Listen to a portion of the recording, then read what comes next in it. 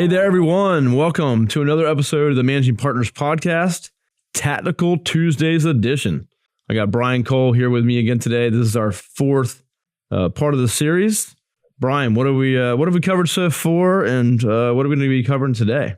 Well, so far, we focused in on Google search ads as part of this series. So we gave in our first of this being our fourth of four. So far we've gone through a sort of summary overview. That was the first episode, account structure, like what is Google search ads? Second episode was landing pages. Talked about landing page optimization, all kinds of stuff around that. And third episode, that was keywords. So choosing keywords, researching keywords, all that kind of stuff. Today, we're talking about post-launch optimization. So after we build all the stuff we talked about in the first three episodes, what do you do after you launch your Google ads? That's where we're at today. Super important. Yeah, that's where the money meets the road or something like that, right? So the most setup's important, but the ongoing, watching the numbers of data and making adjustments, super important. So yeah, everyone that's tuned in, of course, this is a 4-part series. So there's 3 other episodes you can check out. So if you're really trying to set up your own ads or have a better understanding, even if you're outsourcing it, I think it's a good idea to listen to those other episodes. And again, just have a better understanding. So if you are using a marketing agency and you're not really sure what they do or how this all works, well, I think we've done a good job just to kind of bullet down and dumb it down and make it easy to understand. So yeah, so let's kick it off and get into post-launch optimizations, activities, things that we're doing for our clients. Yeah. Once things get running, and how we make it do better, make their money go further. So let's do it. So yeah, we kind of broke this down into a couple of different sections here. So we've got, the first couple of days, I would say maybe the first week after launch. Then we get into things you might do in the second week when, you have some data. The learning phase, as Google defines it, is likely over. Then we get into, third week, which we call kind of keep optimizing. So then we really have enough data to make typically to make some real changes there. And then we have the kind of coming months. So, we called that kind of, we're thinking about that as like using the robust data that you have after a few months. So those are kind of the big buckets that we'll talk through. Excellent. Love it. Yeah. So, the first weeks, I know it's a lot more activity going on, right? I know with our clients, at least, a lot of talking with them and meeting with them and making adjustments and things like that. So yeah, let's jump into that first week. And so you got your ads running. Yeah. First week, what's it look like, and what are we doing? Well, the first week, the primary thing that anyone wants to focus on in the first week, well, I guess 2 things. Number one is it's actually more hands-off than you might realize. When someone gets it, when a firm gets into launching their first Google ads, they might think that they're going to learn a lot right out of the gate.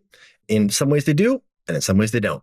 So, that is, Google has like I mentioned earlier, a learning phase that, and they call it that, and it's marked as learning in Google Ads. So it's not. So you'll see that visibly. We'll see that. Yeah, they'll call it learning. So that is, super clear, as opposed to, sort of it looks like it's learning, or maybe it's learning. It's Google says, hey, we're learning. So that's nice in the sense that that's super clear. And during that time, basically want to avoid any major changes. So adding campaigns, adding ad groups, which is like a sub campaign under a campaign, those types of things, big budget changes, that type of stuff. But there are some very important kind of key things that you want to focus on in that first week. A lot of that revolves around the actual search terms that people are entering to get to you. And we talked about it in, episode 3, keywords. We have a lot of keywords that we're targeting. The search terms are terms that people actually typed in, which is related to, but different than the keywords. So any individual keyword can result in quite a few variations of search terms. And so the first thing you want to do when you launch a new Google ad account is, after, I'd say, a day even, you just want to see what's coming in. You'll see it as it comes in. So maybe even the next day. maybe some clicks, but impressions, you're looking at that, right? Yep. So, when you see what you'll see is the kinds of search terms that are coming in based on the keywords that you put out there. And so the things that you want to ask are these search terms relevant? Are there search terms coming in that are interesting and good for you that maybe you didn't think about? Those are kind of the two key things there. The actions that you'd want to take as a result of that are things we touched on in previous episodes. Negative keywords, for example. So that's the biggie. So, right out of the gate, you basically want to look at the keywords that are coming in and say, well, this one's not relevant to us. This one's relevant to us. This one's not, etc. That's, in essence, is the primary activity of the first couple days, and helps you understand, because those are things that, those keywords that are not relevant are not going to get more relevant for you after the learning phase is over. They're just there and they're not relevant for you. So why not kill them now? And so by going into Google Ads and adding negative keywords, saying, don't show me for this, that's the big thing. The other thing I touched on, maybe learning about keywords that you didn't consider. So you could put a keyword out there and have it result, like I said, in any number of different search terms. And some of those search terms are going to be unique and new and maybe something that you didn't quite think of. And what you can do is, just like you add negative keywords, you can add keywords. So if you want to take maybe you would call it long tail in digital marketing, which means just like a longer type of search. Yep. You can take that. If you see that in your search terms and you think it's a quality search for you, you can say, let's not make that related to the keyword that we put out there. Let's make that an actual keyword that we have out there, so you can add keywords in that way. And so, I think those are really the primary activities during that first week. Well, I just want to add some thoughts. So I say, if you're a firm that's never done this and you're trying to doing it yourself, I should just talk to a firm today that's been doing it themselves for years. They reached out to us because they're like, we don't understand it anymore and we don't have time. So if you're in that boat, right? But if you're doing this yourself, one, think about keywords. When you're thinking about keywords, that's what you think people might search for versus reality, which is what they actually search for. So I think in a lot of ways, this allows you to learn your market a little bit better and understand your customer, your client, that, okay, here's what they're searching, which I didn't even think of that. And so now you start to kind of like, oh, okay, well, we're actually getting leads from this versus what we thought, and start to make those adjustments towards really what's getting you the best quality lead and the best conversions. But I think you're learning a lot about your market too. Like, hey, I thought this would be the best, but over time you end up, hey, this is maybe the better route for us. Mm-hmm. Yeah, and the other thing I mentioned, just from a sort of nuts and bolts in the Google Ads platform perspective, is that if things look kind of universally irrelevant, like there's a lot of things coming in that, that don't look like they're for you or your business, that could be, you could change the match type. So match types we've touched on previously too, but, there we have, we can be a little more specific about how closely Google matches the search term to the keyword, or we can be more broad and open up the floodgates to say, things that are more varied and possibly less directly relevant to this keyword, but in the same ballpark, serve those up too. So, sometimes people, maybe launching their first Google Ads campaign will have what's called broad match, which means go broad, all the keywords Google. And then they'll look at their search term report and say, yikes, maybe I chose the wrong keywords. Maybe I'm just way off base. Maybe, this is not even the type maybe this doesn't work for me. Maybe it doesn't work. Exactly. And in those cases, that's, you can change the match type. So just to throw that out there, that if your search terms are really missing the mark, but you think you got your keywords right, a good little thing on your checklist is to check the match type and probably change from broad match to exact match, just to rein that in. Yeah, I would say, just be careful with the broad match. And, especially if you're like really specific about who your client is and what kind of cases you could take and one practice area, just be careful with the broad match, because I think if you just have a lawyer in there and you got a broad match, and then you might get all kinds of different inquiries and things that are not related to anything that you do. So, and a lot of clients I talk to, a lot of law firms I talk to, they have a very specific, like, avatar. Whether they're divorce or estate planning, like here's the type of people we help, and it's very specific. So if you're like that, then you want to dial it down as much as you can, and then, well, I guess Brian, you said like you either make it really tight and then broaden it a little bit, or you can go really broad and then tighten it down, right? Yeah, exactly. Completely. Yeah. So yeah, first week is relatively simple in that sense that you don't want to touch too much. The second week, we sort of classify as having some data and possibly no longer in that learning phase as defined by Google Ads. So at this stage, lots of times you have data to react to. That's real, So there are some important things to look at. Are there any keywords out there that are eating much of your budget, but not resulting in any conversions? That's usual. So, a conversion we define as anything that gets you, the law firm, that person's contact information to contact them back. Sometimes you'll have a couple of very expensive keywords that eat half of your budget, and they're not resulting in conversions. And in those cases, probably kill those keywords. Even if they on their face seem very relevant, if the data starts to show that people are not converting from those keywords and they're your most expensive ones, then you might be better off focusing on other keywords so you can kill those. Because you're paying for the clicks, right? So exactly, you got the click, you pay, nothing comes out of it.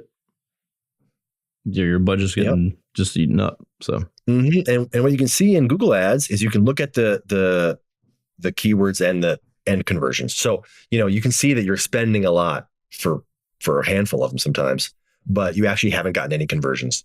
And then you can see some of the less expensive ones, and or I'd say maybe like seen and searched less often. Maybe we can say that. The lower search volume keywords, they're resulting in conversions, and maybe you want to focus in on those. So yeah, there are a couple of things to look at in that way. Yeah, and then also, please go ahead. Sorry, I was going to add my 2 cents. Throw it in there. Yeah. Well, I think you have different values of conversions. I think I'm just thinking out loud. Like if you're in a law practice that's very time sensitive, like DUI or speeding ticket or personal injury or something like that, then you're going after a high intent, as much as you can for people that are looking for you right now. But then you might be on the estate planning side. People take a long time. You might have to be in front of them often. They haven't made a decision to get a will or a trust. And even though they need it or might need it, they could drag their feet. So with that one, it might be more longer tail questions with a downloadable. So yeah, I get their email and that's conversion, but it's higher in the funnel conversion. So I think depending on your law practice out there listening, you got to figure out where do you want to drive people and what's leading to a pool of leads, like a lead magnet that you can harness. Some cases that might be your play, where again, in others, it's like, it's a time sensitive thing. I need to go straight for the high intent, and that's what I want to focus on. Yeah, excellent. Wow. Love that point, because personal injury versus estate planning, I think everyone can imagine the differences there when it comes to that user journey. Yeah, well, then you also got, if you're doing a lead magnet, then how do you track your ROI? And it gets a little bit more complex. Like you have to track it through the life cycle versus they had a PI case, they sign up, and then boom, they're in. And of course, it might take a while to settle that case or to get a trial. But once they're signed up, you have a viable client, then that's good. So yeah, just things to think about. What kind of campaign you're running, what's your goals? Is it high funnel or is it high intent? And just keeping that in mind based on what your spend is and what you can, how that campaign is going to work for you. So yeah, absolutely. Some other things in mind that kind of want to check on in that second week as well. Google Ads will throw out some status warnings in some cases for those keywords. So that's for keywords that we use. So that's another thing to watch out for in the second week. Primary one there would be low quality score. And so you might see some keywords identified as having a low quality score. And what quality score is just Google trying to align the person's search term to the ad text to the landing page and having all that be relevant. When all that's relevant, it's a higher quality score. And so, when you see a keyword that's attractive to you and it has a low quality score, it's called out in Google Ads and something that you probably want to address post launch. You won't know that's the case until post launch. So, ways to address it, top high level one that I would mention is getting that keyword or something very similar to that keyword in the ad text, for example, or the landing page, or both. So, if you have a keyword that you want to serve to, your ads to serve for, and you're paying more for the clicks that you're getting because it has a low quality score, which is a thing, then probably you want to change your ad text or your landing page to include it. Yeah, both. I'd say both. Yeah. Both. Why not both? Let's go with both. And other things to look out for, are there any ads that are disapproved? So ads can be disapproved for any number of reasons, or they can have limited visibility. This is less relevant to legal, but for example, brand names in the ad text. It might be disapproved. You can make a change, appeal that, and then your ad shows up. So there are any number of those kinds of things that can come through. And again, just in the second week, good things to look out for. And all that's for beginners in the Google Ads platform would be very findable. When you go to your ads, it's in red and you can see it. So nothing crazy back end stuff. It's just all there for you. What about, so, I was going to ask this anyway, but yeah, low visibility or those other indicators you're like, oh, what does that mean? Is like no one's seeing it or there's not a lot of volume. What can you do about that? Like maybe it's not related to the search terms or the words, but not a quality score, but the low visibility. Yeah, the limited visibility thing. Yeah. So if, it right there next to the ad, Google gives you an opportunity to appeal those kinds of limitations. So what Google typically does is it gives you the reason that it's limited, and then it links you to their policy, and then it is a little appeal button, So really what you want to do there is kind of follow their lead, make those changes, and then appeal it and see what happens. That's the most straightforward course, I'll say. Okay. That's good to know. So follow what they tell you as much as possible. That'll help you out. Yeah. Yeah. The other big thing is whether you're spending the amount you expected to spend. So in the second week, you're looking at, your ads have been out there for a bit. You're out of the learning phase. Are you spending the budget that you applied to Google Ads? So, it's not uncommon to apply a budget that then doesn't get spent. And there's a number of reasons that could happen. And well, for those listening, like, can you overspend or go off the rails and be like, whoa, what happened? For those listening that haven't done ads, like that concern they might have is, underspending. We're always trying to figure out why we're underspending. But I think more of a concern people might have is like, well, what if I overspend and for some ridiculous amount of money? The short answer is no, only because it's you set your budget daily. So, the daily budget throws a lot of people. But what you do is you take the daily and multiply it by 30.4.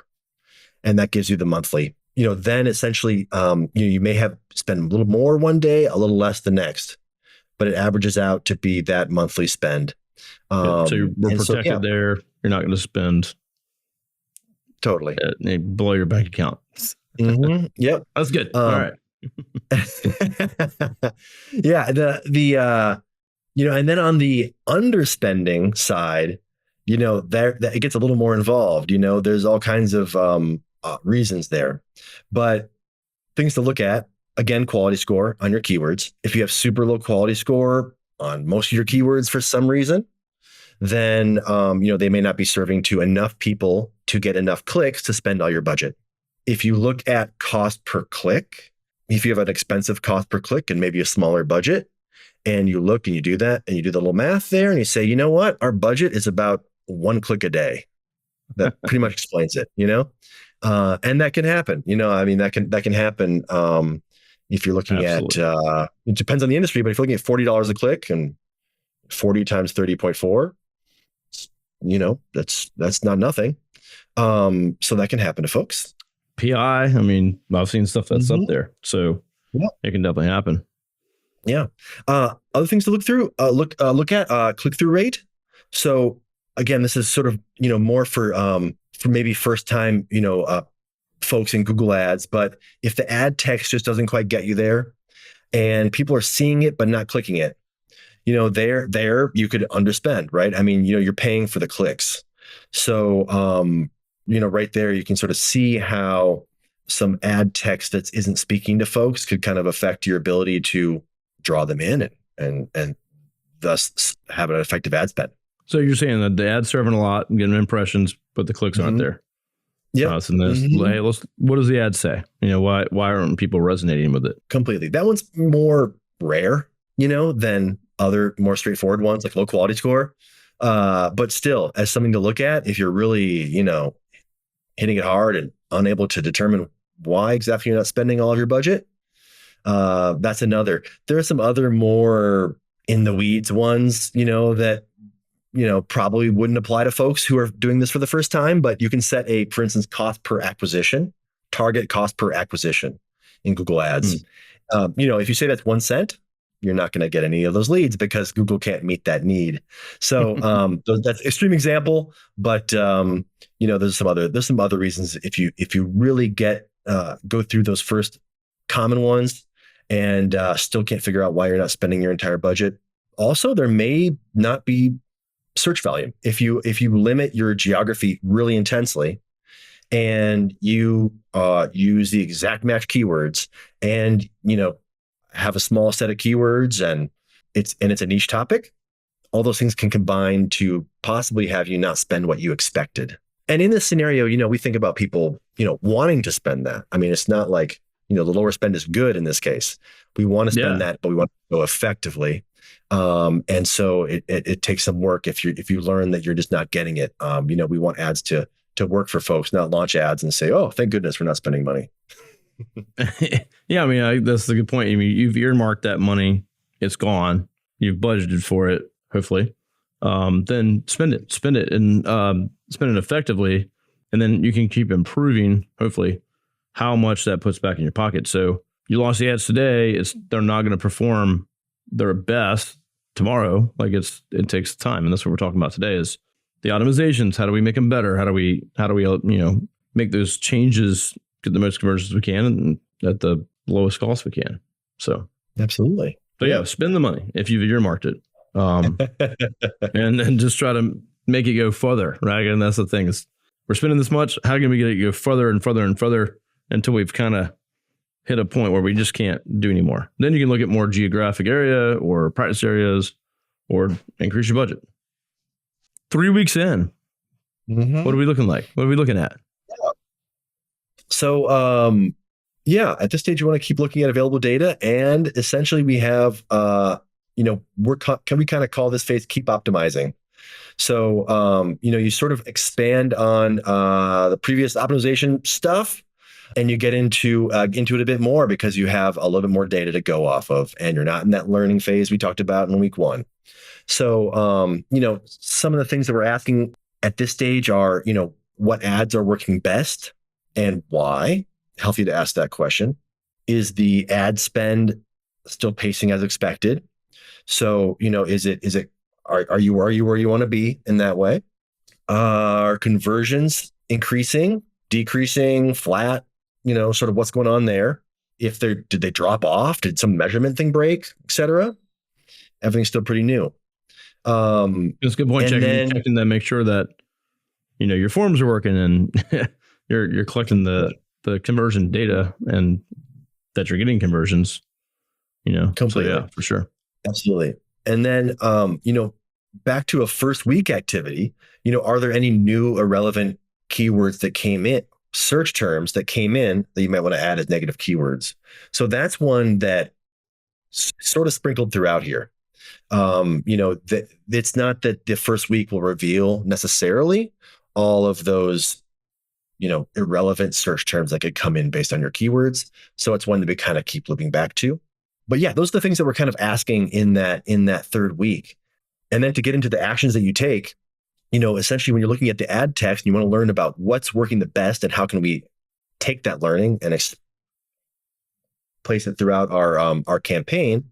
If you look at your ads and you look at the the click-through rates and the conversion rates. So, click-through rates being people see your ad, how many people clicked it. Once they click that ad and they land on your site or landing page, how many of them filled out the form, made a phone call, etc.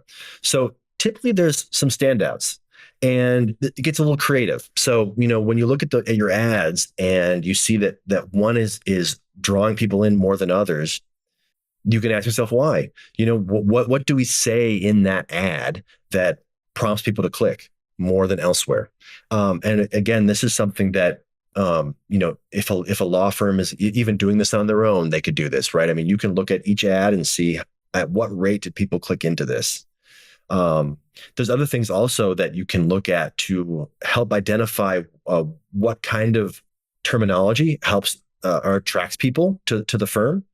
There's things called ad extensions or assets. And they're basically just things that are added on to the ad. Call out assets are things that we're just going to calling out qualities of your firm that are that are you think are attractive to folks. And you can see how much people click on those individual things. So by going into Google Ads and going to this little assets tab, you can then see all this messaging and the degree to which people are clicking on those things. So if you were to take that and say, looks like people are especially attracted to this message, you can then take that and bring it into your ad text and hopefully get a higher click-through rate and ultimately more leads. So you could take what you think you learned from that and apply it to your other ads, or do some testing on different things across different ads, see if it impacts them, and then apply those to the rest. And so these are kind of like, if you look at Google Ads, you'll see some ads that are just one line of text, like a heading text, and then the little subtext, and that's it. And then some you'll see other bits of information, or you might even see a photo of of an attorney alongside it. So are those all kind of like ad extensions is what it's called? Yeah. Yep. And there's tons of, not tons, but, site links was a big one. So, typically there is, lots of people probably have seen, just organic non-ad Google searches that have the result and then a bunch of different links below it. Yeah, like about us. Yeah, about us. Yep.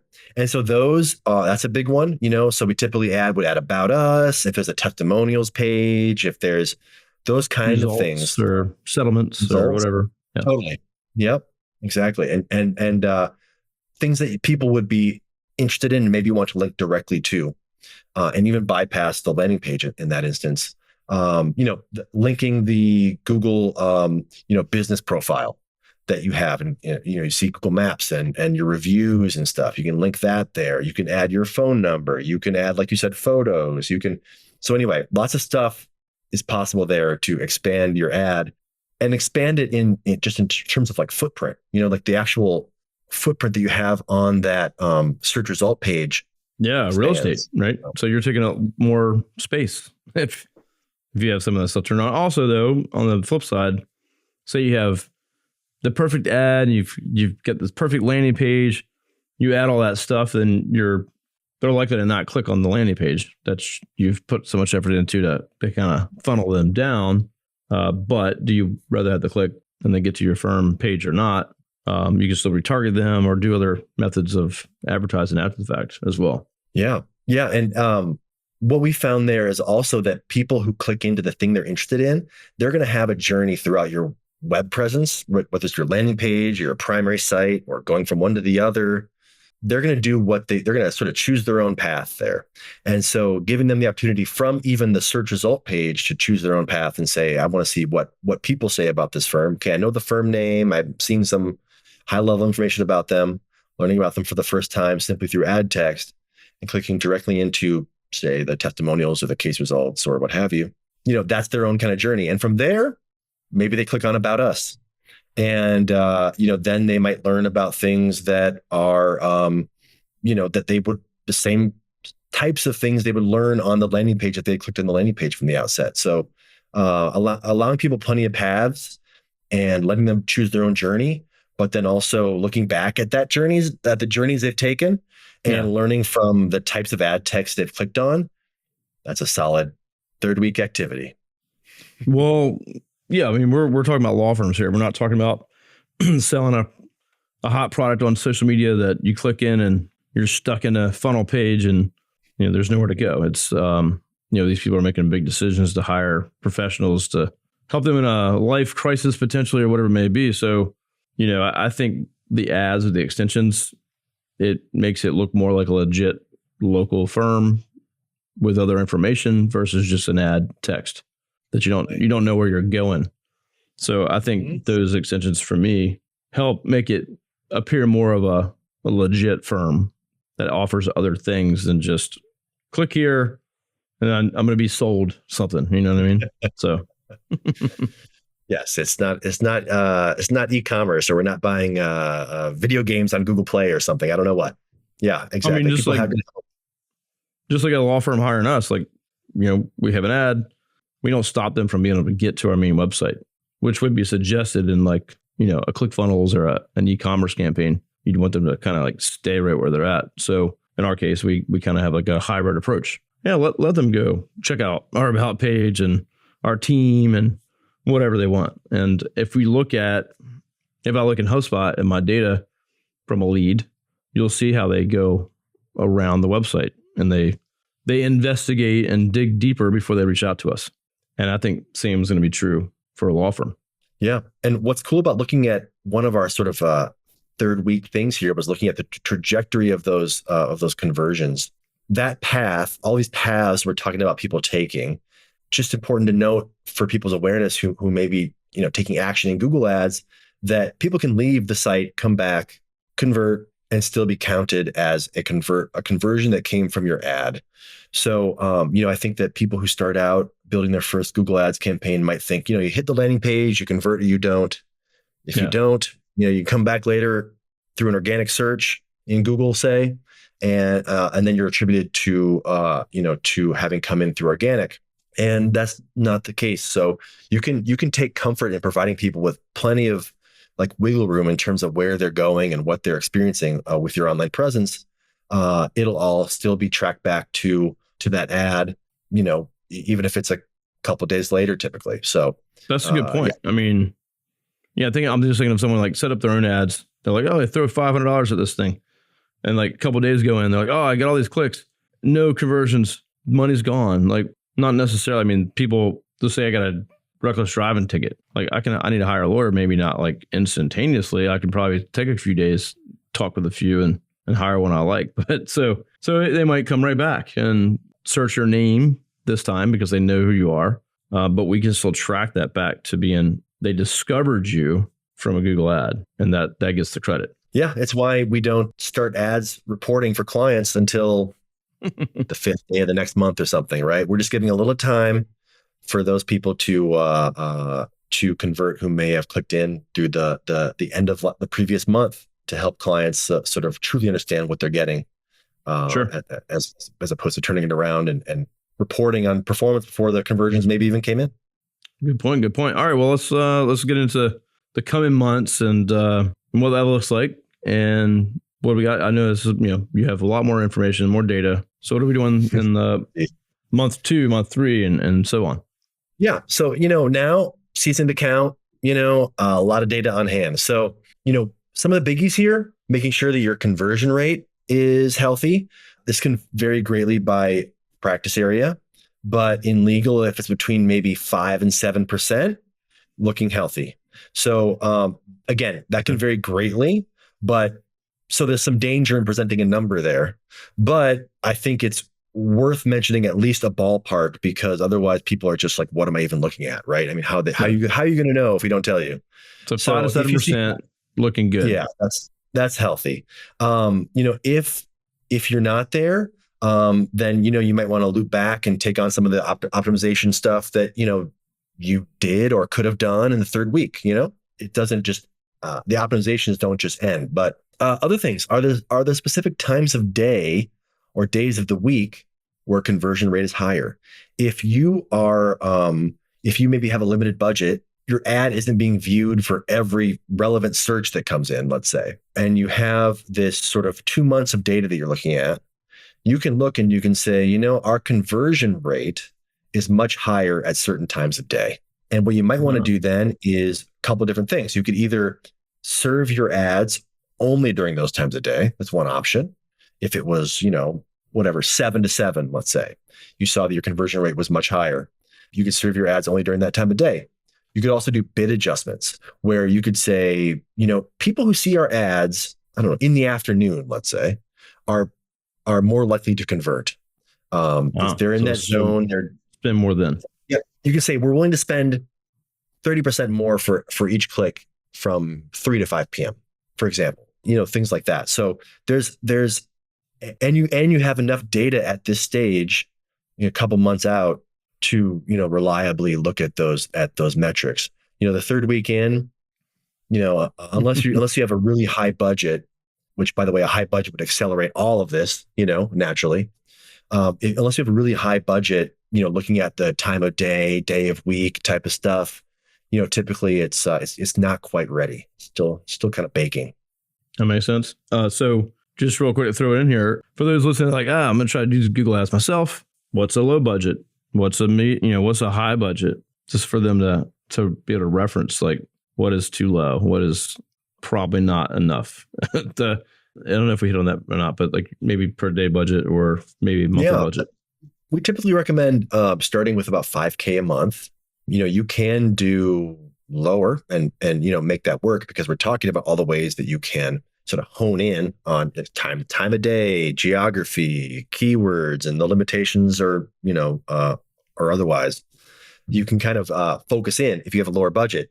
But, all the things we're talking about today require measurement and analysis of user behavior. And so, what that means to me is that the more budget you have, the faster you're going to learn those things. And if you have a very small budget, you might feel disillusioned by Google Ads before you get there, honestly. So we typically recommend about 5,000. That's like the low end of a healthy kind of acceleration of, getting the clicks so that you can then learn that the user behavior around conversions and make adjustments based on that. And just pretty healthy low end. Interesting. Sometimes I run into this. I'll be talking to a law firm owner, and I've even had this with SEO before, but like, I don't want to start it right now because I'm worried that we'll get so many calls that we can't handle it. So I'm waiting to hire this person first. And, usually at their budget that I'm talking to them, it's like, that's not going to happen. You don't want to be like discouraging them, but like, hey, this won't work. But you're not going to overnight be like, oh my gosh, I can't handle all this. And I think the ones that have large budgets, obviously they're prepared for that, and that's their goal. But what would you say to those folks that are like, I don't want to start it yet because I'm worried I'll just get bombarded? Good problem to have. It would be a good problem to have. Yeah, seriously. I would say, yeah. Well, Google Ads can be turned on and off pretty quickly, as in click of a button. So that's the nice thing about ads, digital ads, very measurable. You're not putting up a billboard that is going to be there for some time and you're not measuring much. You just know that people are seeing it. Yep. Value in that. But just, in terms of the turning on and off the spigot, Google Ads is wonderful in that way and allows you to expand and contract as you see fit and all these kind of things. So I would say that we work with plenty of folks who are always analyzing that, all of that, expansion especially, right? I mean, if people want to, they're looking at their cost per lead and they're willing to pay more and they're wanting some help expanding intelligently.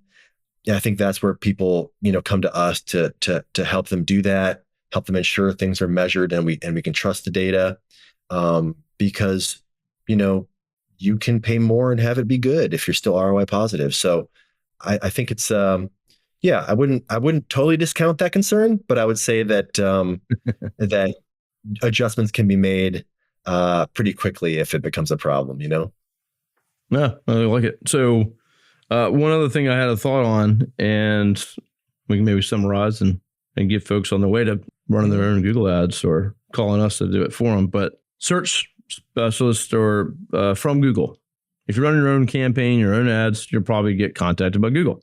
What are your thoughts on, should they take those meetings, take those calls? Again, someone DIY here. Yeah. I would say it, that's an interesting one. It's, Google can be helpful. So I'm not going to completely discount the service. I mean, but it's important to recognize that, if you're just starting out in Google Ads, the reps that you're talking to are, they're there to help you along and generate revenue for Google Ads. And so it's, I think that some of the things that we've tried to help people understand who may be new to Google Ads as part of this series is, how to look at things on their own enough to know what maybe recommendations from Google you can discount. And so that's a good point. Google Ads, even in the platform, has a recommendations tab. And if you go in there, it'll say, add broad match keywords. And as a reminder, broad match keywords is opening up the ads showing to the widest possible audience, Yeah. And so, as a digital marketer, or even as an attorney in a small firm, you can kind of look at that and say, well, I hear you, but maybe I'll stick with exact match for now, given that my keywords are relevant, I'm spending all of my budget, and my cost per conversion is healthy, So I think that it's taking the meeting. It would, if you have time, I would recommend it just to hear them, but also know how they're approaching that, the whole question of Google Ads for you, and that it's you may want to take some of the recommendations with a grain of salt if you don't want to expand out like they're suggesting often. Sure. Yeah, they want you to spend more. So that's good. That's good. I thought about that. And I was like, someone doing it on their own, they're going to get approached, obviously, and doesn't mean it's the best recommendation for what they're doing. So, Kevin, I appreciate you having me on this series, and yeah, it's been super fun. But just to kind of recap the episodes, our first episode was a pretty high level overview of Google Ads, what it is, how to do it, some broad considerations there. We went into landing pages. I hope that people find that one helpful. All the ways that we think about people's journey when they click on that ad and hit that landing page. We talked about keywords, super important one and a big one for anyone to tackle if they're jumping into Google Ads for the first time, or even talking to an agency, about the targeting that's being done. So, there we touched on how to select keywords, how to track them, et cetera. And then, today with our post-launch optimization stuff. So, kind of taking it home, talking about what people should do after they do all those things and launch ads, what should be done after launch, because if you walk away and don't touch your things post-launch, you've only done sort of half of the work, I would say. Yeah. A lot of the benefits, come later through testing and optimization. So that's a journey we've been on. It's been super fun, and I really appreciate you having me on, Kevin. No, absolutely. And I think for anyone listening, it's a lot of guesswork up front where, you make educated guesses, but then you have to watch and see what's happening and adjust quickly and, wait and then make more adjustments and wait. So maybe like fishing with a big net and throwing it out and like immediately pulling it back in. Like, whoa, did I get anything? Like, you got to give it some time and, make adjustments over time. So, a lot of work's in those first few weeks, but the work doesn't stop. And, just if you're doing it on your own, just, be patient, look at the data, be tracking everything with your firm. You should be anyway, phone calls, messages, forms, all that stuff. The more data you're collecting, the better you're going to be. So, but Google Ads can pay off huge and help you grow your law firm. So I would highly suggest, looking into it for, your area and see if it makes sense for you.